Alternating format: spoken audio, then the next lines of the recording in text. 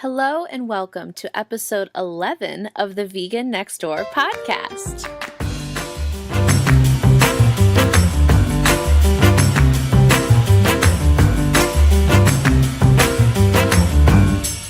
I'm your host, Marissa Price, and each week I'll be bringing you a new episode discussing different topics related to how and why to go vegan, as well as how to live a more compassionate, ethical lifestyle, and to inspire those around you to do so. This podcast is for anyone who's ever thought about going vegan, vegetarian, or for anyone who is already vegan and vegetarian, a sense of community so that way you can continue to make these ethical choices and to encourage those around you to do the same and continue to better your own corner of the world. As always, you can find me on Instagram at the Vegan Next Door Cast. You can like the Facebook page. You can join the Facebook group, The Vegan Next Door, and you can email me, thevegannextdoorpodcast@gmail.com. And I always love hearing from listeners, but I really want to make sure that I make it clear that I would love to start getting more stories about anyone who's listening. If you are already vegan or vegetarian, I'd love to hear your vegan story. That's something that, vegans love to talk about whenever you get us in a circle. In a group of people, anything, we all say, what made you go vegan or vegetarian, and what was that moment? It's often sort of the final straw, basically, a certain documentary or just a certain moment that I love hearing, and I'd love to share. I've shared my vegan story on the podcast, so I'd love to hear from more folks of what your vegan story was, and you can either send that to my direct messages on Instagram or on Facebook, or email me at the Vegan Next Door Podcast @gmail.com, and I'll read it on the next episode. Would love to get those going. You can also support the podcast on patreon.com. That's patreon.com. This is a common website. It's kind of like a Kickstarter or Indiegogo, where you can support creators of all types. It's very popular for podcast hosts. Like, I support podcasts that I listen to on there, and I've got a growing community of supporters there, and you get access to exclusive podcast episodes, exclusive travel guides, an exclusive chat feature, future Google Hangout sessions where we can all gather, and access to just a bunch of special things. So if you'd like to join that community there, check that out. This week, I'm launching the Vegan Next Door Goes Abroad series. So this will be once a month. I'm creating a special episode about my various travels that I've done recently, either around the country to different cities, different national parks, and also out of the country. I just got back from Iceland, by the way, which I was going to chat a little bit about. But creating a special bonus episode so that way you can get a feel for what the Vegan Next Door Goes Abroad will be like. And then if that is of interest to you, you can join the Patreon community and become a patron of the show. You can pledge as little as $2 a month. And that just really allows me to expand upon all the things that I am able to do. So I'll be creating some podcast swag in the future, creating some podcast listener meetups, and also hope to make some recipe cooking videos in the near future, but need a little bit of funds for some equipment for that. So if you'd like to support the show and help me with ongoing podcast fees that I pay for this free podcast for you all, that'd be super cool. Like I said, there's just a fun way for us to connect even further. So head on over to Patreon if you would like to get into any of that. So yeah, segment of catching up. I just got back from Iceland a few days ago, and I had an amazing time. It was like the trip of a lifetime. My boyfriend and I were there for about 6 days, including our travel day over, and we rented a car and drove around the south coast of Iceland and stayed in a few different places and different Airbnbs and hotels. We saw like lava fields and ash everywhere and multiple glaciers. There's like more than four glaciers in Iceland. And we saw iceberg lagoons and wild horses and sheep are just everywhere. It's incredible. And different parts of the island look like a completely different ecosystem than the other parts. Like some parts were sunny and just beautiful emerald green rolling hills, like what I imagine like Scotland and like Ireland to look like, where I've always wanted to go to both those places. I've never been. But then other parts where it was like glaciers covered in black volcanic ash, which, by the way, we hiked a glacier, which was super badass. And we had these big, like, metal crampons that attach to your hiking shoe to help you just, they're like, claws to help you just really get into the glacier. And we had like an ice pick and a harness wrapped around you for safety. And it was amazing. It was probably one of the coolest things I've ever done. And hiked to the top of a waterfall. There's waterfalls everywhere.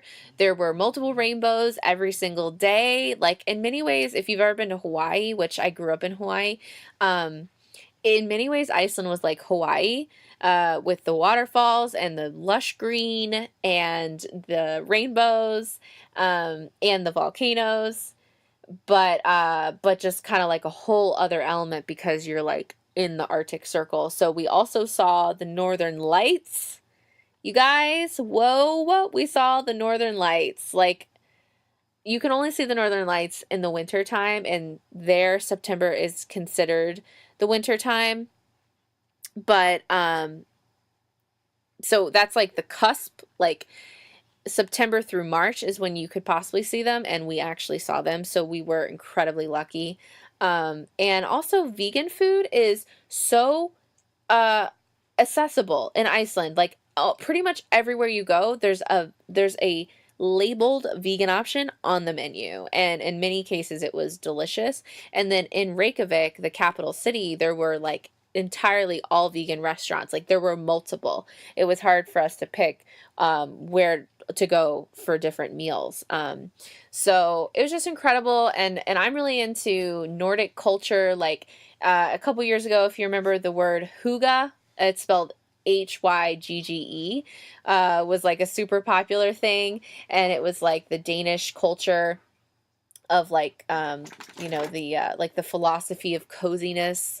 Kind of, I've got a few different books I read about it, and like the Swedes have like similar thing of just like happiness. Like those countries have been rated the happiest in the world, despite the like almost horrible weather, because almost year round it's like cold and rainy and snowy, and they get snowed in, and it's like, how are they so happy? Because most other countries are highly depressed in that weather because the sun is a real mood booster.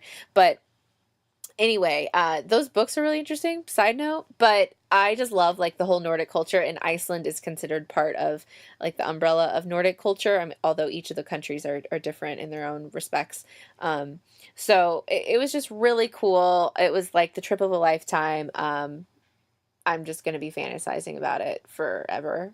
And we really want to go back because we only drove the south coast. There's just so much to see that we didn't even get to the northern bits. So we definitely want to go back and do that, and do like some. They had some whale watching tours that were like silent boats, so they don't interfere with the whales in any way. So I really want to do that, and you can see wild puffins there. So want to see them. They would be really cool, and do some more hiking. Yeah, we got a lot more that we want to do because it's really incredible country. Everyone was nice, and like our tour guide for the glacier hike, because you have to have a guide because it's really dangerous apparently if you don't know what you're doing, because some parts of the glacier like there's water flowing through it, especially like at the time of year because we're on the tail end of summer, so you could like step through the ice, Like, ooh, scary. I was like, I'm not going to risk that. I'm going to listen to what everyone else says and get a guide. But anyway, she was so cool, and she was vegan. Like, what a small world. So got to talk to her about all the cool vegan stuff in Iceland. So that's all I'll say about that. That's kind of the highlights. So in the bonus episode, I'm going to be going in more detail about everything that we did exactly, and share our exact itinerary, and like share with you every detail of where we stayed and how much it costs, and where the good food was, and all the tips of like we bought our own groceries and made food in the Airbnbs, and all this fun facts and stuff about Iceland. So tune into that for more details there.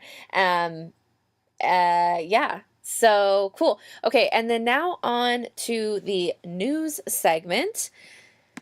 A couple really cool headlines. First of all, LA City banned the sale and production of fur. How cool! Of like fur for fashion. So no stores that sell fur can sell them in Los Angeles anymore, and no companies that manufacture clothing in Los Angeles can use fur. Which is incredible, because smaller places have done this before, but Los Angeles is the largest city that has done this in the world, and we really expect to see this have a huge domino effect worldwide, that people are realizing that fur is violence, and in rejecting it for the horrible industry that it is. Also, Berkeley City, so another city in California doing something cool. Berkeley City Council passed a resolution that requires vegan Mondays.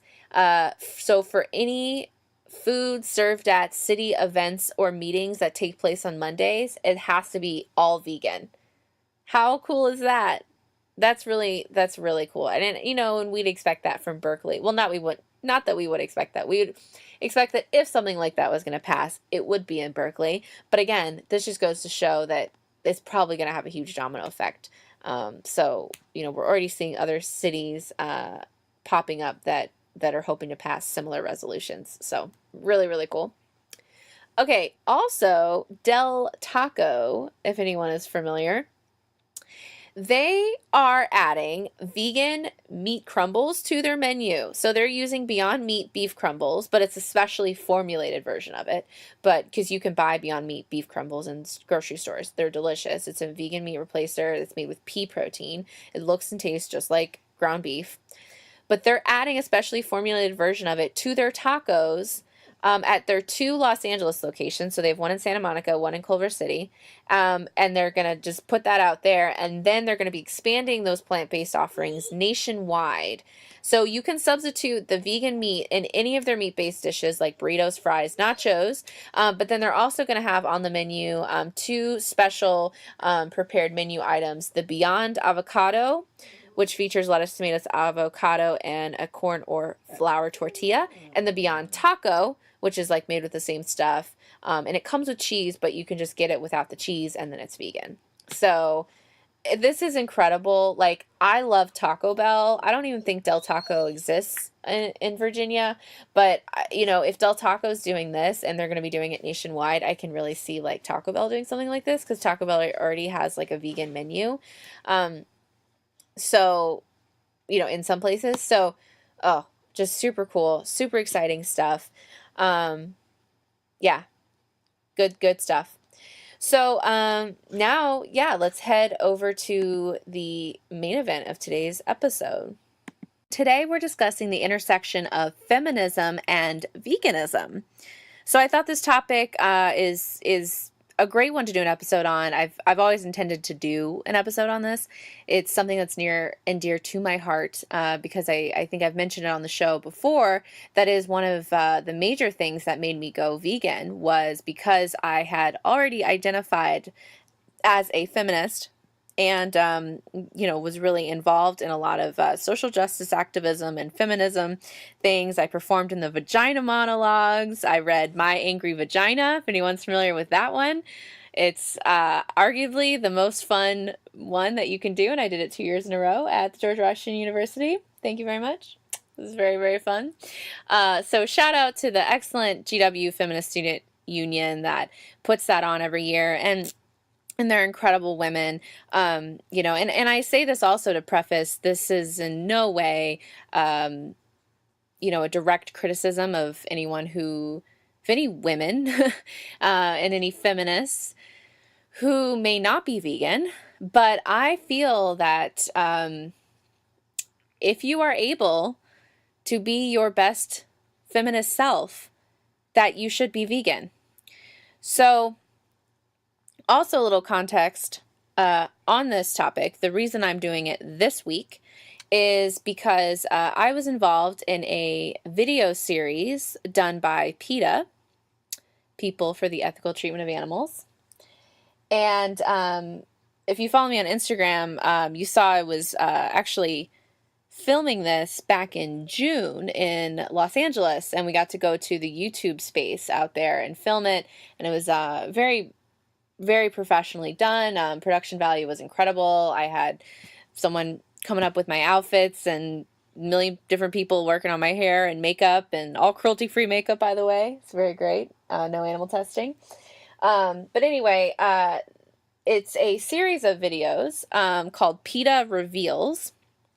And there's 10 of them, I believe, and they are, each video is a different PETA staffer sharing, you know, why they went vegan and why they got involved in animal rights activism, and just some sort of moment that really stuck with them. So one of my coworkers shares her story. She went to a slaughterhouse vigil where at these vigils, people go to slaughterhouses at the time that the trucks are coming in, bringing animals, you know, piled on top of each other in these transport trucks. So this one in particular was pigs, and these animals are often transported for 24 hours or over 24 hours with no water, no food, completely open to the elements, whether that's over 100 degrees outside or whether it's freezing cold.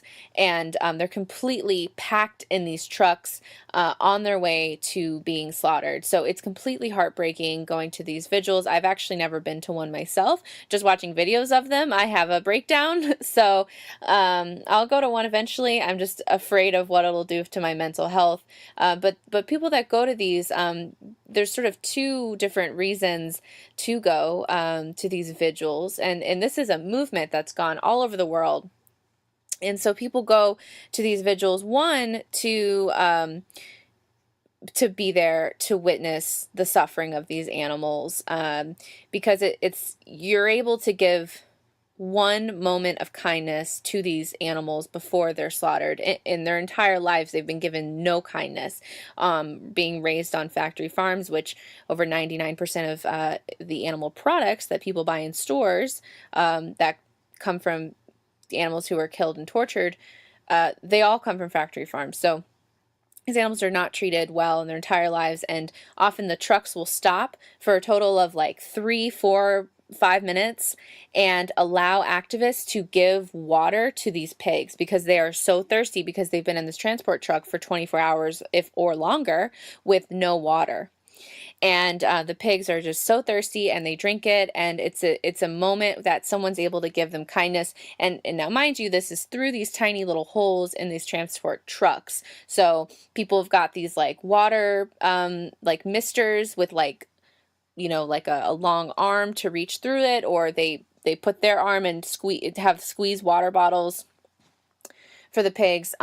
So really powerful stuff. So it's bearing witness and being there for these animals in the small way that we are allowed to be there for them before they are have their throats slit. And the other part is that in many areas, especially like cities, there are slaughterhouses in cities, like in downtown parts of cities. Like I know a lot of people in Los Angeles who go to one, Farmer John's, and it's in downtown Los Angeles. There's a slaughterhouse, which is kind of crazy to me. And apparently this happens a lot in big cities, where they do have a slaughterhouse somewhere down there. So these vigils also act as a form of protest and public education and outreach, because you get hundreds of activists outside of the slaughterhouse with their demo posters and drawing attention to, oh, this building, bet you didn't know because it's sketchy. This is a slaughterhouse, and and we're raising awareness about what's happening here, because most people don't like to think about where their food comes from because it's sad.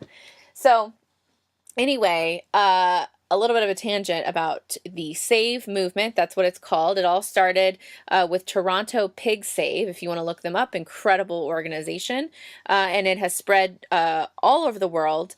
And you should definitely look into them and see if there's any vigils in your area. They are everywhere, and you can easily start your own chapter if you wanted to. It's just a nonprofit organization, so they would, if you reach out to Toronto Pig Save, the original creators of the Save movement, they would be happy to, I'm sure, help you in any way they can. So, yeah, anyway, side note there, but the PETA Reveals video series has videos about different PETA staffers and their own stories. So one of my coworkers talks about that experience for her, and someone else talks about his experience being an undercover investigation worker at a wool farm in Australia, and how the sheep are beaten and kicked, and the people who shear the sheep are being paid by not by like how many sheep they shear, but by the wool, like the pound of wool. So they don't like care how they treat the sheep. They just are trying to get the wool.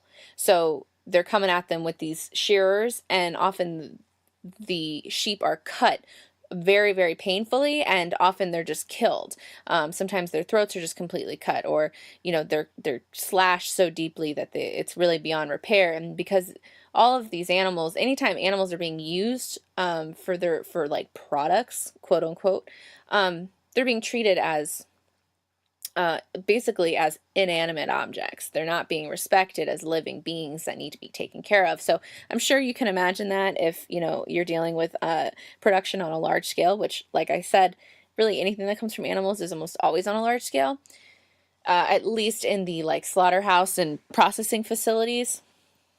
So anyway, he talks about his experience there, and that's really eye-opening. And I think wool is one of the things that a lot of people don't understand. And I get it, it's annoying to avoid, but if you actually think about where it's coming from in these animals and how they're being treated and killed for their wool, it makes you never want to purchase wool again. But like I said, I get it. It's frustrating. Like, I'm a knitter. I love to knit, and I have to, like, often go out of my way. I especially love to do chunky knits, like thicker yarn. So if you're not a knitter, probably what I'm saying is like totally over your head and you're not into it. But if you are a knitter, you should know what I mean with the thick yarn versus thin yarn. And I love doing like big chunky knits. It's a lot easier and quicker to knit, and I like the look of it. And often the chunkier yarns are wool, but I found a few. So I'll probably do a future episode on vegan knitting. There's a lot of cool vegan knitting Instagrammers, and I know a lot of people who are vegans and they knit wool free. So I actually used to have my own Etsy shop called Vegan Knit Co. And I used to sell a bunch of hats and stuff, chunky hats and ear warmers and cup cozies that I made that were all wool free. So it was pretty cool. Worked out really well. I had to close down the shop because I had too many orders, and then I had turned my living room into a knitting sweatshop, and I was the only person trying to crank out all these orders on top of my full-time job. So I'd like come home from work and then have to like knit all night long, and rely on my partner at the time to cook me dinner, and I couldn't do anything, like just trying to churn out these products. So it was pretty cool. And that just goes to show there's pretty high demand for vegan knitted wares. So anyway, back to this PETA Reveals series. Hopefully I've sold you on it because I think it's pretty bomb. So I'm going to include the link to it in the show notes, and check that out. So my PETA Reveals video is on there, and I actually wanted to play it for you all here. So I'm going to do that, and then And then we're going to chat, and we're going to expand upon some of the things that I mentioned in the video about, the intersection of feminism and veganism, and can you eat dairy and eggs as a feminist, and why feminists and anyone who considers themselves an ethical person should reject violence towards all animals. So, here we go. I'm about to share a scenario with you that may be disturbing, but which I think is important for every one of us to think about. Picture this. A group of men grabs a terrified young female. They take her into a room, hold her down, and rape her. She struggles and cries out, but she is helpless to escape their assault. 9 months later, she gives birth, but she never even gets the chance to caress her newborn. This same group of men come in and steal her baby. She wails out in anguish as her baby disappears from her sight forever. Now, if you ordered your coffee with cow's milk this morning, you paid for this abuse. I know it sounds harsh, but it's absolutely true. Foods many people consume every day, meat, eggs, cheese, are the products of rape, imprisonment, reproductive control, kidnapping, and abuse.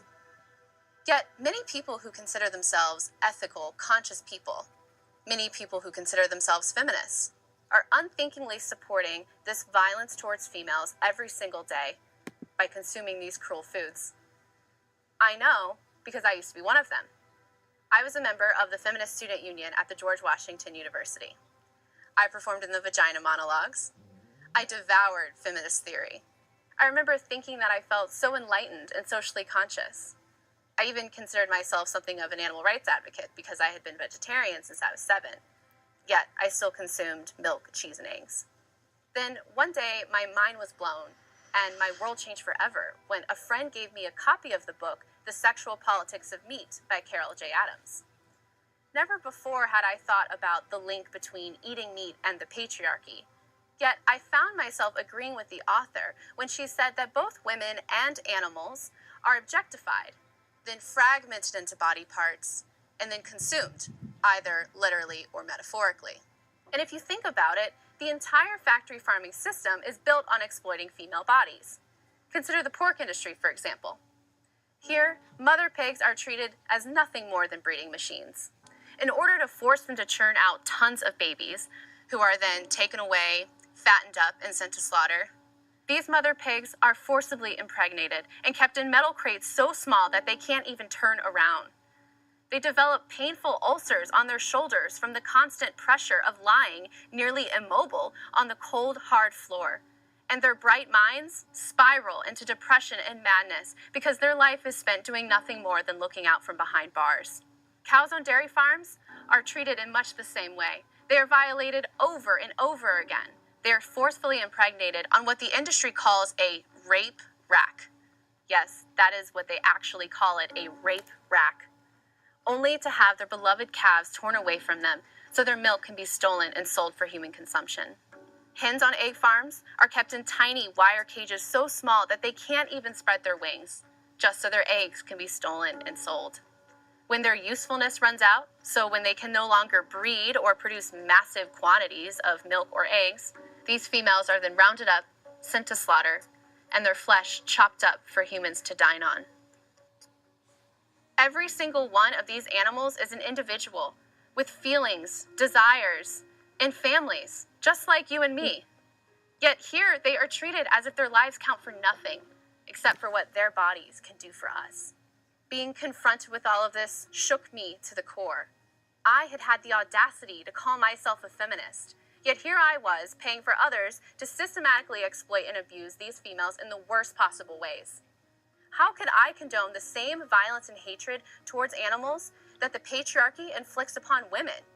Was I so superior to a mother cow and her calf that I had the right to take away her breast milk that was meant for her baby?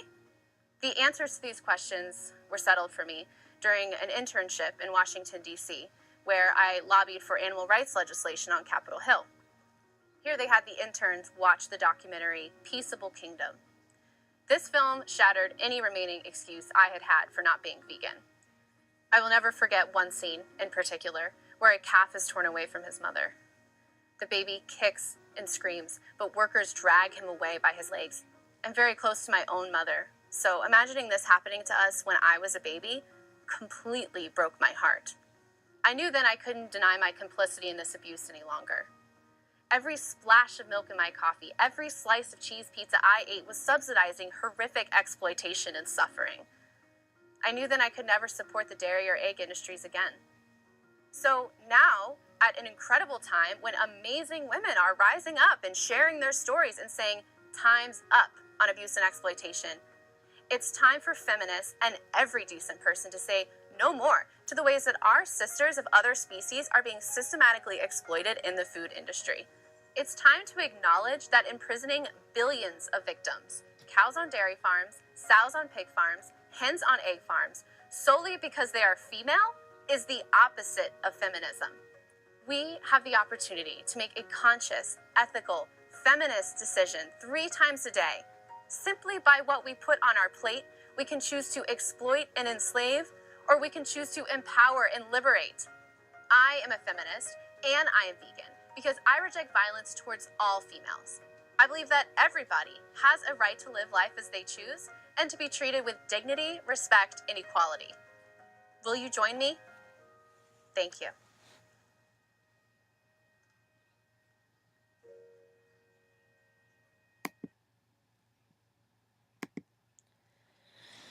Cool. So, yeah, that's a pretty intense video. I encourage you to watch it because it's pretty cool actually. It's like me in like a black box sort of theater setup with a cool background, and then it has a few clips of like of the animals that I'm talking about in the factory farm conditions that I'm referencing. But it also has a lot of like personal photos of my life. So it's got a photo of me doing theater in college, a photo of me in my college animal rights group, the GW Animal Advocates, a picture or some footage of me at a bookstore reading a book, and footage of me at the grocery store, and it's just very personal to me. So it's really cool, and it's a really neat project that I got to be a part of. So please, I encourage you to watch it. I think the video footage adds a lot more to it, but I wanted to at least play the audio here so that way I think that it just kind of frames what I'm talking about in a nice and eloquent way. So let's dive in to some details here. In the video, I talk about how mother cows and their babies are treated on dairy farms, and I talk about how mother pigs are treated in the pork industry, and about how hens are treated in the egg industry. So let's unpack that a little bit, shall we? Many people don't realize that cows only produce milk when they're nursing, just like humans. You know, human females don't just produce milk out of the blue. You produce milk when you have a baby and you're about to start feeding your baby. So it's exactly how cows are. They're mammals. There's no animal that just magically produces milk all of the time for no specific reason. The milk is literally created to feed their own babies, just like humans. So therefore, for us to get milk on a mass scale to feed the human population, who in many ways has become dependent on milk, despite it being very bad for us, and actually most people are lactose intolerant, even if you don't realize it. Milk is actually very toxic to our system. And causes a lot of constipation, and can actually cause osteoporosis, rather than popular belief thinking that it will help give you strong bones. Anyway, so these cows on these dairy farms are artificially inseminated repeatedly. Or like every year. So then they become pregnant, then they have their calf, and then the calf is ripped away from them, usually within 24 hours or within a couple days of being born. And then the calf, some of them, if it's a female, will be kept to just become yet another dairy cow. Um, but there's so many of them, and also a lot of them are male. So then they are all sent to slaughter. It's for veal. The veal industry was actually created by the dairy industry because they had all of these excess baby cows. So then they thought up a way of how to market baby cow flesh and try to make it a delicacy and make it, more expensive to make money off of. And then also some of these cows are sent to be raised for beef. And in the beef industry, cows are slaughtered at 2 to 3 years old. When, otherwise, if they were like at a sanctuary, they could live 20, 25, 30 years. So, on a basic element, veganism is about trying to spread compassion and reduce our harm in the world, and not torture and kill these innocent animals, who are thinking, feeling creatures just like us, and to have their own lives. And most people wouldn't want to do that to their cat or dog. So why would you do it to any other animal? So if that's what veganism is about, it's easy to see why someone who cares about feminism should care about animal rights as well. Feminism is about treating women as equal, wonderful, productive members of society. And, if you can see equality in any group of people who is oppressed in any way, then you should be able to extend that compassion to animals, because the only difference in what we say as humans is that animals have a lower IQ, which is kind of a really problematic argument, because then you could also apply that to humans who have lower IQs. And there's nothing wrong with that. And that doesn't mean that anyone has any right to a life free from violence just because they have a lower IQ. That would be a really scary world if that was actually how we treated other humans. And it's not a world that I want any part in. So if we're going to then respect that, then why aren't we respecting these animals instead of farming them on these mass scales? So, it's a very touchy subject. It's a very emotional subject. And I think, many people are quick to get offended because, people get offended if you imply that a person is similar to an animal, but yet we are all animals. So it's very touchy. So when you're talking to other people about, so hopefully, like, if this is all new to you, hopefully I'm not coming across in a way that is offending you. And everything I do is really just to expand my own compassion and try to help other folks expand their own compassion and reduce violence and suffering in the world. And if you are vegan or vegetarian, this is probably a subject that you have maybe wanted to talk about with other people and wasn't sure how, or maybe you have some experience in discussing this. And so I think just every time that you're talking to someone else about this, know your audience and don't say something really offensive. Especially if you maybe are a white vegan talking to a person of color, and or just know your privilege, because not everyone, it's not easy for every single person to be vegan. And just keep in mind, like I said, your audience and your place in the world, or how you could be coming across, is really important.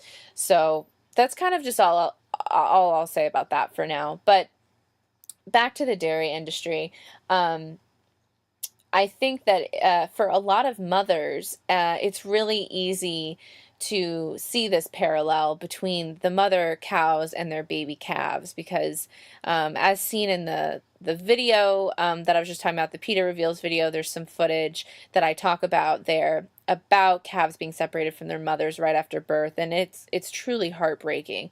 I mean, these calves are crying and crying out for their mothers, and the mothers are crying, and the farm workers are holding them back and separating them and kicking and beating both of them to separate them.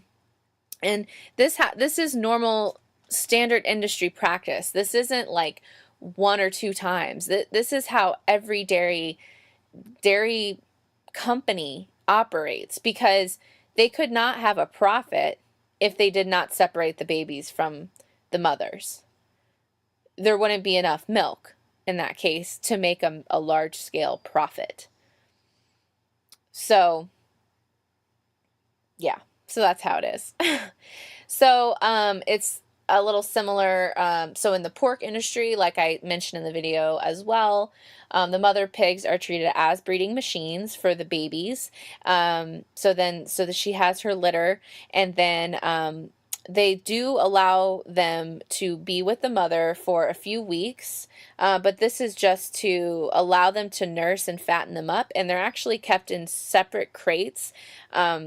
So these metal bars where the babies are separated from the mother, so they can get to the mother's nipples to feed, but they can't like cuddle with their mother. Like they can't curl up next to her. They can't like be around her. They can't do any of their natural behaviors. Instead, they're on these cold concrete floors in a massive warehouse crammed with all these other pigs, when in reality, pigs like to create nests out of their like barn materials, like out of the hay, and they create cozy little nests with their babies, but they're not allowed to do any sort of natural behaviors here. And then once the babies are fattened up after a few weeks, they're taken away from the mother and they're sent to slaughter, and then the mother is artificially inseminated again, and the whole process goes over and over again until, like I mentioned in the video, she becomes spent, which is what happens with dairy cows. Because think about how women go through menopause. That happens to animals too, especially when they're constantly impregnated their entire lives and they're kept in really disgusting, harmful, violent conditions that are really, really stressful on their bodies and their minds. And they get to a point where they're spent. They can no longer become impregnated, and they can't produce, their body just can't produce this anymore. So then they're sent to slaughter as well. So I think many people, especially like vegetarians, I know when I was vegetarian, I used to say, oh, well, I'll never be vegan. I just don't want animals to die for my food. But like, I'll be vegetarian because, that I'm still like, it's fine. Like, I didn't really know about the dairy industry or the egg industries. So I still thought animals weren't dying for my food, but they actually are. All dairy cows will be slaughtered, and all hens who produce eggs will be slaughtered. And that's our food system today in the United States. Oh, it's my dog being very vocal in the background. I think she's a little upset. She senses my tension and my rage talking about this topic. So that brings me to the next point about hens. Years ago, hens would only produce like less than 50 eggs a year, and it was only at springtime for reproduction. But over the years, chickens have become so genetically modified and had selective breeding that they now produce massive quantities of eggs each year. The average egg-laying hen in the factory farming industry produces over 120 eggs per year. And that takes an incredible toll on their body, because a lot goes into producing an egg.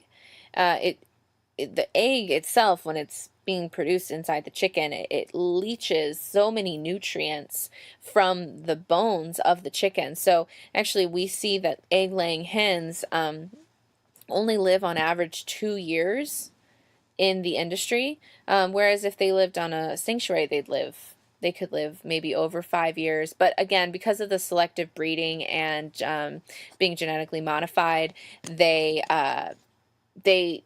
often don't live very long in general. But they could live a lot longer if they hadn't had that. Like there are other breeds of chickens that are like more pure, I guess, like they call them like heritage breeds before this whole factory farming manipulation, so they can live several years. And we see that they get osteoporosis, though, because it leaches the calcium and so many other nutrients from their bones. And so they either get osteoporosis or prolapsed uterus. So these are the hens in the egg-laying industry. And then after a couple years, they're spent because they're kept in these tiny, often mesh wire cages, packed in there with 5 to 10 other birds. So they live their feet on wire all day. And unfortunately, I've talked about this in the podcast before, but if you are buying eggs that are like cage-free eggs, it's really not much better. Instead of being kept in these tiny cages, then they're all crammed into a giant warehouse. So they really still have no like room to move around. And even if it says they are like free range, that just means they have access to the outdoors. But let me paint you this picture. Here's what it has to be, the standards for it to have to be called free range and cage free eggs. It's a giant warehouse with a tiny, tiny little back door in one corner that has a tiny yard that's fenced in. And most of the chickens could never get to that because they're so packed in there. It's like, imagine being in like a giant crowded football stadium and you're trying to get from one side to the other. Like that would be impossible. And so most of them don't go out there. And then also most of them are so terrified that they don't want to go outside anyway. They're absolutely terrified. They're being crammed in there. They're often being hit and yelled at and shoved and stepped on. So that's what that means. It's BS. I've talked about this before. Anytime you see anything that's like humane eggs or milk or meat, that's all bullshit. And that is those industries taking advantage of your good intentions as a consumer because they know that ultimately people love animals and people don't like to hear about animals getting hurt and killed. So that's the truth. So when you think about it that way, our plight as vegans and animal activists seems a little less daunting, knowing that at the core, people don't like to hear about animals getting hurt. And if consumers know that they can charge people 2, 3 times, 4 times as much for food by saying it's humane, then that just goes to prove our point that people do actually care about animals. So we just need to continue to educate the public and get better vegan options available and more widely available to make it easier for people to make those ethical decisions. So, cool. All right. Whew. Well, there's a lot more to cover about the intersection of feminism and veganism, and I think I'll do a lot of future episodes about this, but I also feel like we covered a lot of info today, so I'm gonna leave it at that for now. But in the future, I would love to have more talks about intersectionality, and I think I'm definitely gonna bring on some guests about that. So stay tuned. Please send me an email, like I mentioned, the Vegan Next Door podcast at gmail.com, or you can send me a Facebook message. The Vegan Next Door cast has a Facebook page that you could like, and I can receive messages there, or a Facebook group that you can post in. And you can also direct message me, slide into my DMs on Instagram at the Vegan Next Door cast. Like I mentioned, I would love to hear your vegan story, and I would love to share that here because you've all listened to my story. And also, if you have any feedback or questions about this episode, I would love, love, love to hear it. So send that on in. And I wanted to share a little bit of listener mail from one of my good friends, actually. I feel like have gotten to know each other a lot more and reconnected recently over the podcast. Jessica Berger, thank you so much for all your love and support. You're a really lovely, lovely, wonderful person. She watched this PETA Reveals video earlier today and said, "You've convinced me. Since breastfeeding, I have been looking at milk and cheese differently. Thanks for the final push. I'm determined to be successful this time. And she says that because she has tried to go vegan, I think, a little bit over time before, or tried to make like little changes here and there. She says, also, I saw a clip of a hen covering her chicks from the rain 2 weeks ago, and it really messed up my worldview. So that was really, really cool to hear. I responded and just, you know, what she said literally gave me chills, because she is a wonderful mother of two beautiful babies, and just, it's cool. I mean, I'm not a mother. I look forward to being a mother one day, and it's really, really wonderful to hear, from a human mother that she's able to relate to these cows and that she sees that connection, because I see it, but obviously I'm already vegan and really into animal rights and stuff. So hearing it from someone who is actually a mother and who does actually see that connection is just all the more powerful to me. So so thank you so much for sending that message, Jess, and best of luck to you, and let me know if I can help in any way. So, all right. Well, I'm going to wrap up the episode. Thank you all for listening. Oh, and boom, this week we got a bonus episode.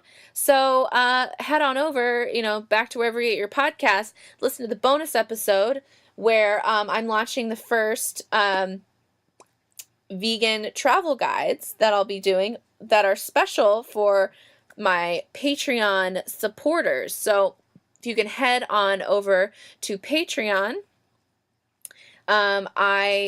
You can become a supporter of the podcast, which just supports all the work that I do here and allows me to continue doing it and to expand and grow the podcast. And I'll be publishing once a month a vegan travel guide. And so it'll be a special podcast episode to listen to where I talk about a travel that I've been on recently to a different country or a different city, because I travel very, very frequently for work and for vacation. And then also I've created a fancy little Google Doc itinerary and tips and fun facts about whatever country or city that I went to share. So so for this first one, I wanted to give everyone a taste of what they could expect. So this one is free for those of you who aren't Patreon supporters. But if you'd like to get more of those, please head over to Patreon. You can even just pledge like $2 or $5 a month. And then you get access to the show notes. You get access to this free monthly podcast of travel guides, The Vegan Next Door Goes Abroad, and an actual physical guide where I detail like every place I've stayed, all the stuff that I ate, all the tips, all the sightseeing, all the hiking, all of the shops, all the things I bought. So I just went to Iceland, so that's all there. Hope you like it. And yeah, have a great week. Love ya.